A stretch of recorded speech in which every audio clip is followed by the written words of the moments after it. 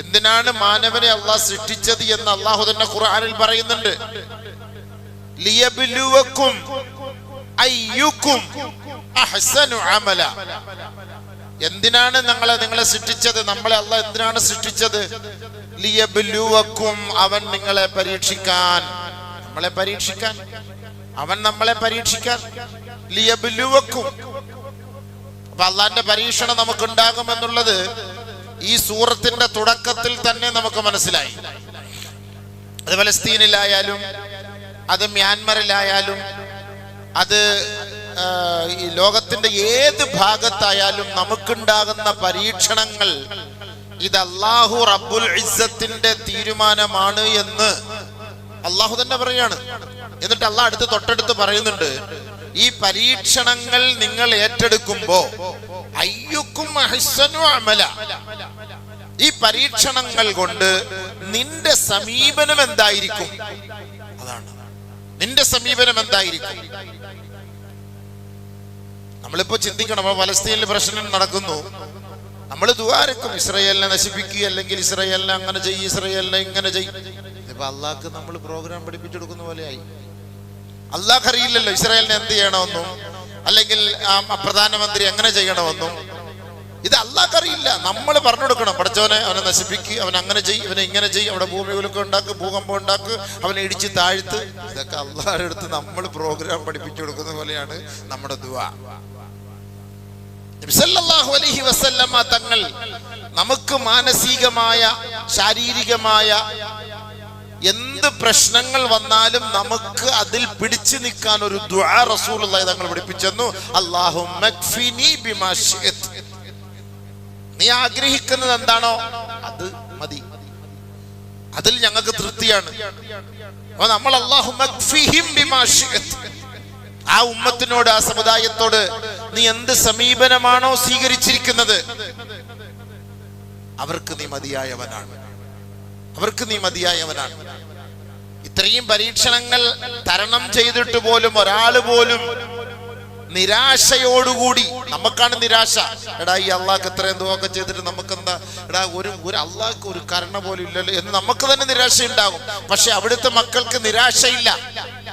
അവരുടെ 10 മക്കൾ മരണപ്പെട്ടിട്ടും അവർ പൊതുസേവനത്തിൽ നിരതരായിരിക്കുമ്പോ ഓർത്തുകൊള്ളണം, അള്ളാഹു നമ്മളെ പരീക്ഷിക്കാനാണ് ഈ ദുനിയാവിലേക്ക് കൊണ്ടുവന്നത്. ഇനി ഒരിക്കലും മരണമില്ലാത്ത, ഒരു പരീക്ഷണമില്ലാത്ത, ഒരു ദുഃഖമോ ദുരന്തമോ ദുരിതമോ വ്യതകളോ രോദനങ്ങളോ വേദനകളോ ഇല്ലാത്ത ഒരു ലോകത്തിലേക്ക് വേണ്ടി അള്ളാഹു നമ്മളെ പരീക്ഷിച്ച് സെലക്ട് ചെയ്ത് അള്ളാഹ് എടുക്കുകയാണ്. ഇന്റർവ്യൂ ആണ്. അയ്യുക്കും അഹ്സനു അമല, ആരാണ് അതിൽ പാസ്സാകുന്നത്, ആരാണ് അതിൽ വിജയിക്കുന്നത്, ആരാണ് അതിൽ ക്ഷമയോടുകൂടി കരുതിയിരുന്ന് ആ സ്വർഗത്തിന് വേണ്ടി പണിയെടുക്കുന്നത് എന്നറിയാൻ അല്ലാഹു സുബ്ഹാനഹു വ തആല നമ്മളെ പരീക്ഷിക്കുന്നതാണ്. അല്ല, നമ്മൾ അള്ളാഹ്ക്ക് പറഞ്ഞു കൊടുക്കേണ്ട ആവശ്യമില്ല. അവനെ അങ്ങനെ ചെയ്യ പഠിച്ചവന്, ഇവനെ ഇങ്ങനെ ചെയ്യ പഠിച്ചവന്, അത് തകർത്തുകളെ പഠിച്ചവന്, ഇത് നമ്മൾ പറഞ്ഞു കൊടുക്കണോ അള്ളാഹ്ക്ക്? ഇത് നമ്മൾ അള്ളാഹ്ക്ക് പറഞ്ഞു കൊടുക്കണോ?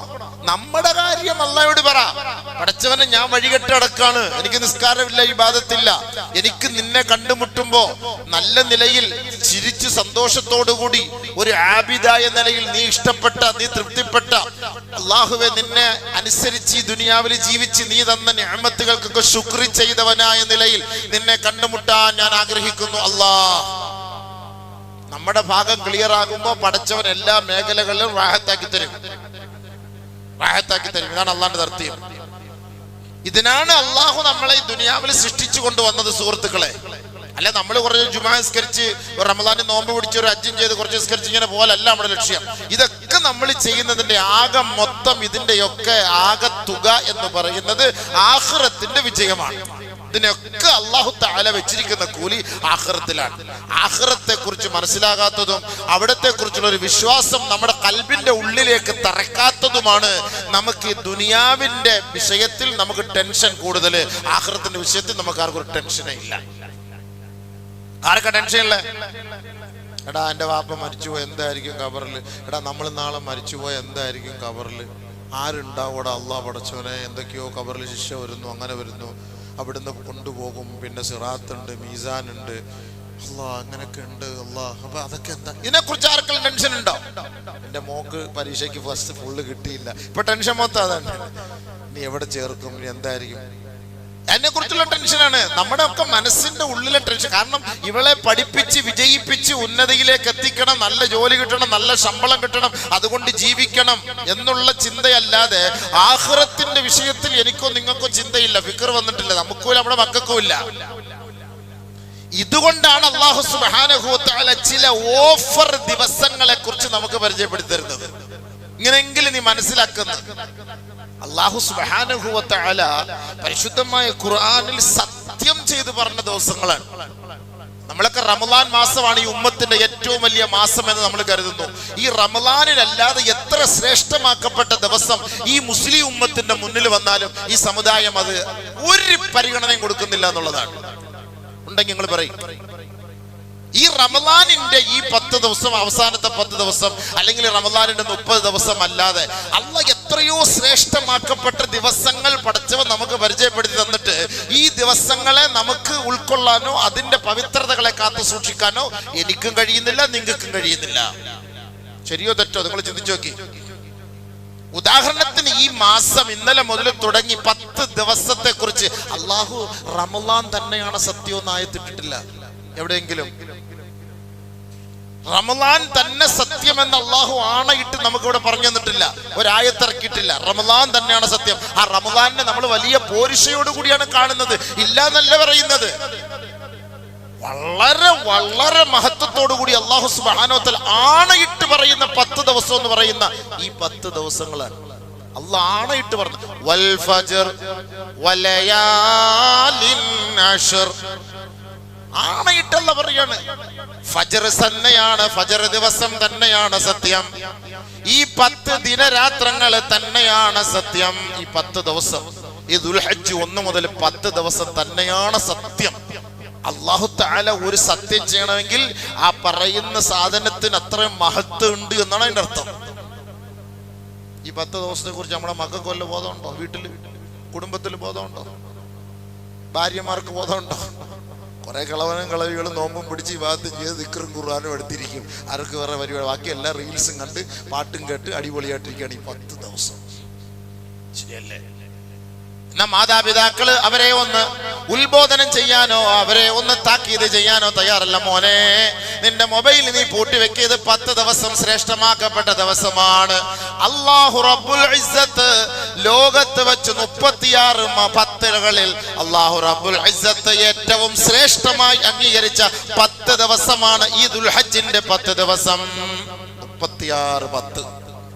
അപ്പൊ നമ്മൾ ചിന്തിക്കണം, ഇതിനകത്തൊക്കെ നമ്മൾ ഇതൊക്കെ ഒന്ന് മനസ്സിലാക്കേണ്ട കാര്യമുള്ള ഈ ദിവസങ്ങളിലെല്ലാം നമ്മൾ ഓരോ മാസത്തിൽ ഓരോരോ 10 ഉണ്ട്.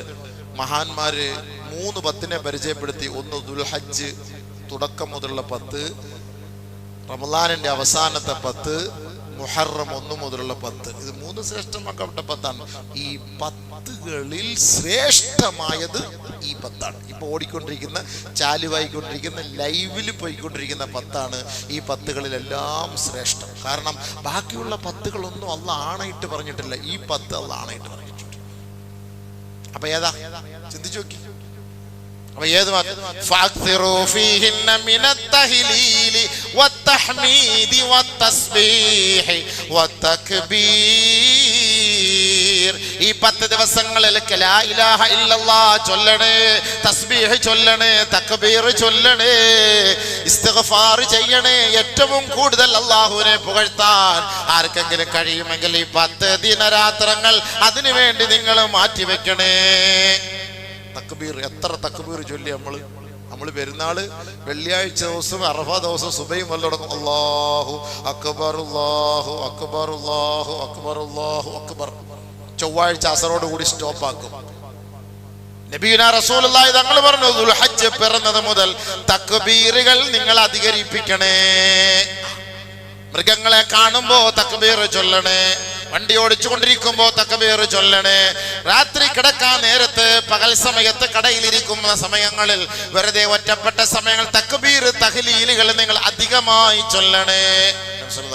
തങ്ങൾ കിട്ടിയ ദിവസമാണ്, ചാൻസാണ്, ഓഫറാണ്, ഓഫറുകളുടെ മഴയാണ്. ഉമ്മഹാത്തുൽ ഇബാദാത്ത് എന്ന് റസൂലുള്ളാഹി തങ്ങൾ പറയണമെങ്കിൽ ഉമ്മഹാത്തുൽ ഇബാദാത്ത്, ഇബാദത്തുകളുടെ മുഴുവൻ ഒരു മൊത്തത്തിലെ ഒരു കച്ചവടമാണ് ഈ 10 ദിവസം. ഈ 10 ദിവസത്തെ എല്ലാ കച്ചവടം അതിനകത്ത് വന്നിട്ടുണ്ട്. ഹജ്ജുണ്ട്, സദഖ ഉണ്ട്, നോമ്പുണ്ട്, നമസ്കാരമുണ്ട്, നന്മകൾ, ഷഹാദത്ത് എല്ലാം ഈ 10 ദിവസത്തിൽ അടങ്ങിയിട്ടുണ്ട്. അതിന്റെ മുജമ്മഅ ഈ പരിശുദ്ധമായ 10 ദിവസം. ഇത് നമ്മൾ പാഴാക്കരുത്, ഏറ്റവും വലിയ കാര്യമാണ്. പക്ഷേ നമ്മുടെ വീടുകളെല്ലാം ഉറക്കമാണ്. നമ്മുടെ വീടുകൾ ആര് ഖുർആൻ ഓതുന്നു, ആര് ദിക്ർ ചൊല്ലുന്നു, ആര് തസ്ബീഹ് ചൊല്ലുന്നു, ആര് തക്ബീർ ചൊല്ലുന്നു. നമസ്കാരത്തിന് പള്ളികളിൽ ഏത് ചെറുപ്പക്കാരനെ കാണാൻ കഴിയുന്നു? അത്ര വലിയ ശ്രേഷ്ഠമാക്കപ്പെട്ട ദിവസമാണ്. എന്നിട്ടും ഈ ദിവസങ്ങളിൽ സിനിമാ തിയേറ്ററിൽ നമ്മുടെ ചെറുപ്പക്കാരിരിക്കുകയാണ്. ആവശ്യം അടുത്ത ദിവസം ഒരാളോട് യാത്ര ചെയ്യുമ്പോൾ എവിടെയാണ് നീ ചോദിച്ചപ്പോൾ സിനിമ കണ്ടുകൊണ്ടിരിക്കുകയാണ്. വലിയ സർവ്വസാധാരണമായിട്ട് പറയാണ് സിനിമ കണ്ടുകൊണ്ടിരിക്കുകയാണ്, എന്തോ ഒരു സുന്നത്തായ കാര്യം ചെയ്യുന്ന പോലെയാണ്. സർവ്വസാധാരണ, അതൊരു ഈസിയാണല്ലോ, അതിൽ കാര്യമൊന്നുമില്ല. ഇപ്പൊ സിനിമ ആണെന്ന് പറയുമ്പോൾ എന്ത് വലിയ കാര്യമൊന്നുമില്ല. നമ്മൾ കണ്ട് ചെയ്ത് തെറ്റുകൾ ചെയ്ത് അതൊരു ഈസി ആയിട്ട് മാറിയല്ല വിഷയം. അതാണ് ഇപ്പൊ അള്ളാഹു നമ്മളെ കാത്തിരക്ഷിക്കട്ടെ. 10 ദിവസം ഇത്ര വലിയ മഹത്തേറിയ 10 ദിവസം ആർക്ക് എന്റെ മഹത്വം മനസ്സിലായി? നമ്മുടെ മക്കൾക്ക് മനസ്സിലായി. റമളാൻ ആയിരുന്നെങ്കിൽ ഈ 10 ദിവസമാണല്ലോ എന്ന് കരുതി ആളുകൾ നേരത്തെ പള്ളിയിൽ വരും. ഈ പരിശുദ്ധമായ ദുൽഹജ്ജിന്റെ തുടക്കമായി അതിന്റെ 10 ദിവസം ശ്രേഷ്ഠമുള്ള ദിവസമാണല്ലോ, നമുക്ക് നേരത്തെ പള്ളിയിൽ പോകാന്നെങ്കിൽ ആരെങ്കിലും പറഞ്ഞു വരുന്നുണ്ടോ? അത് മഹത്വമല്ല, അറിയില്ല. എന്നാ അള്ളാഹ് മഹത്വപ്പെടുത്തിയ ഖുർആനിൽ പറഞ്ഞത് വൽ ഫജ്ർ വലയാലിൻ അശ്ർ. ആണയിട്ട് അല്ല പറയാണ്, ആണയിട്ട് സത്യം ചെയ്ത് അല്ല പറയാണ്. അല്ല സത്യം ചെയ്ത് പറയാനെങ്കിൽ ആലോചിച്ച് നോക്കി. മുഹറം മാസത്തെ തന്നെയാണ് സത്യം, റമളാൻ മാസത്തെ തന്നെയാണ് സത്യം എന്ന് അല്ലാഹു റബ്ബുൽ ഇസ്സത്ത് എവിടെയും പറഞ്ഞില്ല. പക്ഷേ അല്ലാഹു ആണയിട്ട് പറയുന്നു വലയാലിൻ അശ്ർ, ഈ 10 രാത്രി തന്നെയാണ് സത്യം. ഇബാദത്തെടുക്കേണ്ട കാര്യങ്ങളാ, ചെറിയ കാര്യമല്ല ഇത്. ഈ 10 ദിവസമെങ്കിലും അള്ളാഹുവിലേക്ക് നമ്മൾ ചെയ്യുന്ന അമലുകളിൽ ഏറ്റവും ശ്രേഷ്ഠമായ അമല് ഈ 10 ദിവസം ചെയ്യുന്ന സമയത്ത് അമലാണ്. എത്ര ഇബാദത്ത് ചെയ്താലും നമ്മൾ അള്ളാഹു ഏറ്റവും കൂടുതൽ ഇഷ്ടപ്പെടുന്ന ഈ 10 ദിവസം ചെയ്യുന്ന ഇബാദത്തുകളാണ്. അള്ളാഹ് ഇഷ്ടം കൂടുതലാണ്. കാരണം അതിനെ ആരാദരിക്കുന്നു, സ്നേഹിക്കുന്നു എന്നതിന്റെ ഏറ്റവും വലിയ തെളിവാണ്.